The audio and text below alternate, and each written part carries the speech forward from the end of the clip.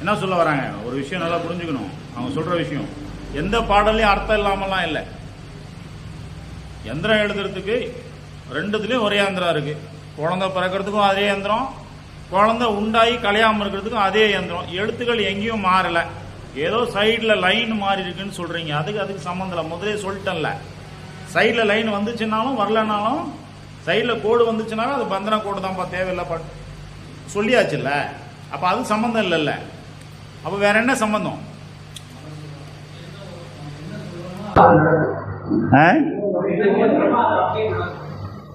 என்ன சொல்றோமோ இல்லை சாமி, அதான் சாமி நான் சொல்றேன்.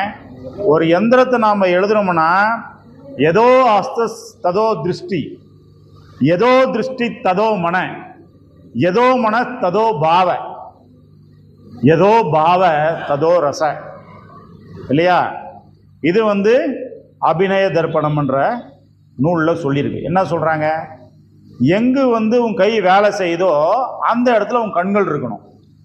எங்கு உன் கண்கள் வேலை செய்தோ அதுதான் மனசுல ஆழமா பதியணும். எங்க மனசு ஆழமா பதியுதோ அங்கதான் உணர்ச்சிகள் வெளிப்படும். கரெக்டா? எங்க உன் மனசு ஆழமா பதியுதோ அங்கதான் உணர்ச்சிகள் வெளிப்படும். எங்க உணர்ச்சிகள் அதிகமா வெளிப்படுதோ அங்கதான் கலை நயம் அப்படின்றது வரும். இல்லைன்னா கலை நயம் வராது. யார் வேணா தகடு எழுதலாம், யார் வேணா பூஜை பண்ணலாம், யார் வேணா மந்திரம் படிக்கலாம். ஆனா எல்லாமே எல்லாருக்கும் சேருமா? சேராது. அந்த உணர்ச்சிகளோடு எழுதுறவனுக்கு தான் சேரும். எப்படி? சரிதா வந்திருக்கா, சரிதா கல்யாணம் 7 வருஷம் ஆச்சு, குழந்தை பிறக்கல, குழந்தை பிறக்கணும். மனசார உக்காந்து எழுதுறப்பா, மனசார உக்காந்து ஐயோ பாவம் இந்த பொண்ணுக்கு எப்படியாவது குழந்தைய கொடுத்துருங்க அப்படின்னு தகடு எழுதி கொடுக்குற. அப்போ உன்னுடைய கண்கள், உன்னுடைய கைகள், உன்னுடைய மனம், உன்னுடைய உணர்ச்சி எல்லாம் ஒரு இடத்துல போய் அடங்குது. அதுதான் தகடு. அந்த உணர்ச்சிகள் தான் அங்கே வேலை செய்யுது, வேற எதுவுமே வேலை செய்யாது. ஏன்னா ரெண்டுக்கும் ஒரே மந்திரம் தான், மாறுபடலை. அந்த உணர்ச்சிகளின் பிரதிபலிப்பு தான் அங்கே வேலை செய்கிறது. உணர்ச்சிகளோட தான் இருக்கணும், இல்லையா? அப்போ அந்த தாயத்தை நீ அங்கே கொடுத்துட்ற, குழந்தை பிறக்கணும்னு. குழந்தை பிறந்துடும். அகஸ்தியர்கிட்ட போய் பாருங்க, புதுசாக இப்போ தொட்டில் ஒன்று போட்டிருக்கோம். எடைக்கு எடை காசு போடுறாங்க. ஏன்னா இங்கே ரொம்ப பேர் குழந்தை பிறக்குது. நம்ம ஜோதி பீடத்துக்கு ரொம்ப பேர் குழந்தை, இப்போ சசிக்கு கடைசியாக குழந்தை பிறந்தது, ரொம்ப பேர் குழந்தை பிறக்குது. அந்த மாதிரி குழந்தை பிறகுறதுனால அவங்க என்ன பண்ணுறாங்க, ஏதாவது ஒரு வேண்டுதல் செலுத்தணுன்ட்டு எடைக்கடை காசு போடுறாங்க. அதுக்காக ஒரு தொட்டில் ஒன்று கட்டி வச்சுருக்கோம். இப்போ ஏன்னா அவனுக்கு கழட்டி வச்சிட்டிங்களா? அப்படியே தான் இருக்கா? அது வச்சுருக்கோம். அப்போ அந்த அளவுக்கு ஜோதி பீடத்தில் மட்டும் எப்படி நடக்குது? அவ்வளோ ட்ரைனிங். இவங்களெல்லாம் செதுக்கிறதுக்குள்ளே நான் படாத பாடுபட்டிருக்கேன். அப்படி இப்படியெல்லாம் செதுக்கலை. உளியை வச்சு ஒரு சிலையை கூட செதுக்கலாம். இவங்களெல்லாம் வார்த்தையில் செதுக்கிறதுக்குள்ளே அந்த மாதிரி செதுக்கியிருக்கேன். அந்த அளவுக்கு உணர்வு. அந்த உணர்வோடு எழுதும்போது தான் அது நடக்கும். அப்போ குழந்தை பிறக்கணும், குழந்தை உண்டாகணும்னு எழுதுனா குழந்தை உண்டாகும். உண்டான குழந்தை களையக்கூடாதுன்னு எழுதுனா குழந்தை களையாமல் இருக்கும். எந்திரம் ஒன்று தான், இருக்கிற எழுத்துக்கள் ஒன்று தான், மந்திரங்கள் ஒன்று தான், உணர்ச்சிகள் தான் மாறுது. அந்த உணர்ச்சியின் வெளிப்பாடு தான் தகடு வேலை செய்கிறது. ஐயோ பாவமே உங்களுக்கு நல்லபடியாக எழுதணுமேனா நல்லபடியாக உண்டாகும். இப்போ போன வாரம் இல்லை, நேற்று முந்தானேத்து அங்கே அப்பாயின்மெண்ட்டு. ஒரு பாட்டியம்மா ஃபோன் பண்ணுது, நம்ம சத்யா கிட்ட பேசுது, மேனேஜர்கிட்ட. நாங்கள் போனோம், இவ்வளோ நாள் ஆச்சு, ஒன்றுமே நடக்கலைன்னு சொல்லுது. எதுவுமே நடக்கலைன்னு சொல்லிடுது. இவர் ஃபோன் எடுத்து என்கிட்ட கொடுக்குறாரு, இந்த மாதிரி சொல்லுதுன்னு. நான் பேசுகிறேன், என்னம்மா விஷயம்ன்றேன். இல்லை போனோம், பிரிக்கிறதுக்காக கொடுத்துருந்தோம், ஒன்றுமே நடக்கலை அப்படின்னு சொல்லுது. ரெக்கார்டிங் இருக்குது அந்த பாட்டி பேசுனது. உடனே நான் சொல்கிறேன், அப்படி நடக்காமல் இருக்கிறதுக்கு வாய்ப்பு இல்லையே, நேரில் பாருங்களேன் ஒரு டைம், என்னன்னு தான் சொல்லி போட்டு பார்க்கலாம்.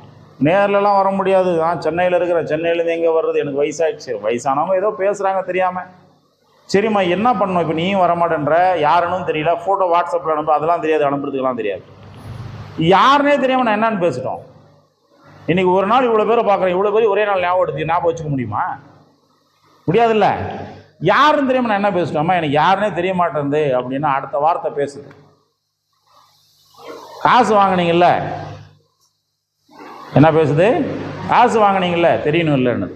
பாட்டி, வயசான பாட்டி. நான் அடுத்த வாரத்தை சொன்னேன், நீ எவ்வளோ கொடுத்தியோ எனக்கு தெரியாது, நீ யாருன்னு எனக்கு தெரியாது, எவ்வளோ கொடுத்த சொல்லுன்னு. 18,000 ரூபாய். ஒரு நாள் மீட்டிங் போனால் ஒரு நாள் டீசல் காசாது எனக்கு. நான் இந்த மாதிரி யாரையும் அவ்வளோ சீக்கிரமாக எதிர்த்து பேசிட மாட்டேன். ரொம்ப பணிவாக பேசுகிறவன் நான். ஆனால் நம்ம பாட்டி பேசுறது நான் சொல்லணும்ல, நீ வந்தீங்கன்னா சும்மா கூட இன்னும் 4 டைம் செஞ்சு கொடுக்குறேன். இல்லை யாருன்னு கரெக்டாக ஞாபகப்படுத்த முயற்சி பண்ணினா செஞ்சு கொடுக்குறேன். நான் சொன்னதுக்கு ஏதோ ஒத்துழைக்கிறேன்னா செஞ்சு கொடுக்குறேன். நீ இப்படி தான் பேசுவோம், நீ முடிவு எடுத்துகிட்டு அதை செஞ்சு கொடுக்க முடியாது அப்படின்னு ஓப்பனாக சொல்கிறேன். அப்புறம் கொஞ்சம் கொஞ்சமாக ஞாபகம் வந்துட்ட உடனே நான் சோழி போட்டு பார்த்துட்றேன். சோழி போட்டு பார்த்துட்டு அந்த பொண்ணு வேணான்னு சொல்லிருச்சு, பையன்தான் இப்போ வேணும்னு பிடிச்சிட்டு இருக்கான். கரெக்டானு கேட்குறேன்.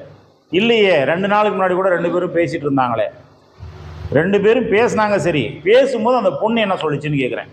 ஒரு வார்த்தையை 20 தடவை கேட்குறேன்.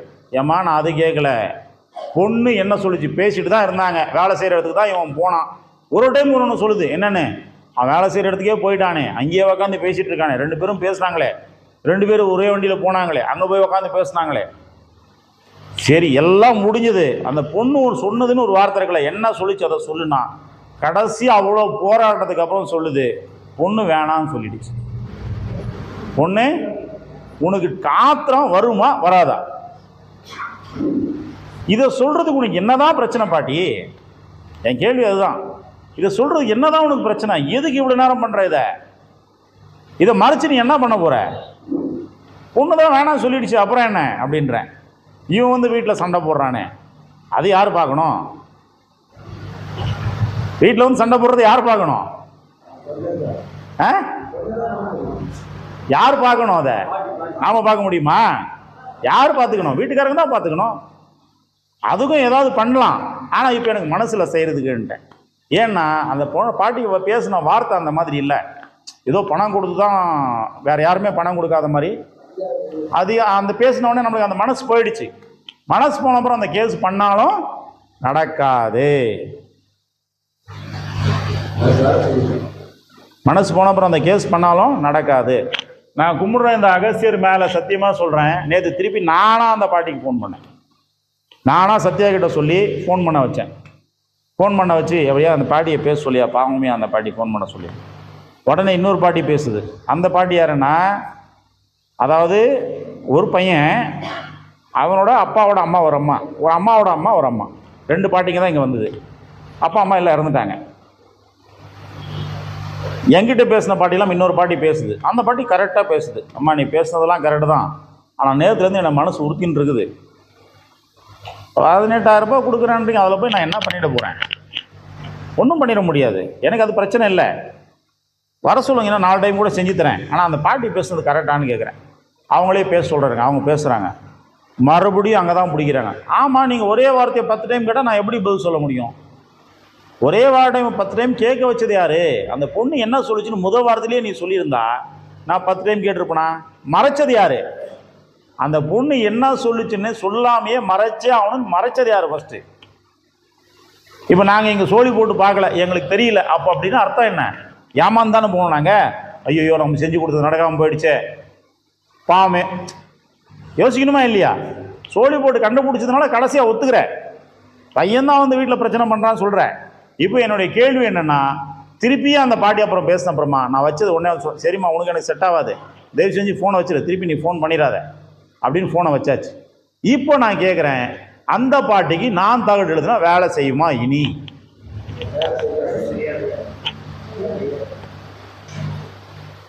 ஏதோ திருஷ்டி ததோ மன, மனசில் என்ன இருக்கோ மூளையில் என்ன இருக்கோ அதுதான் நீ எழுதுகிற எழுத்துல வரும்.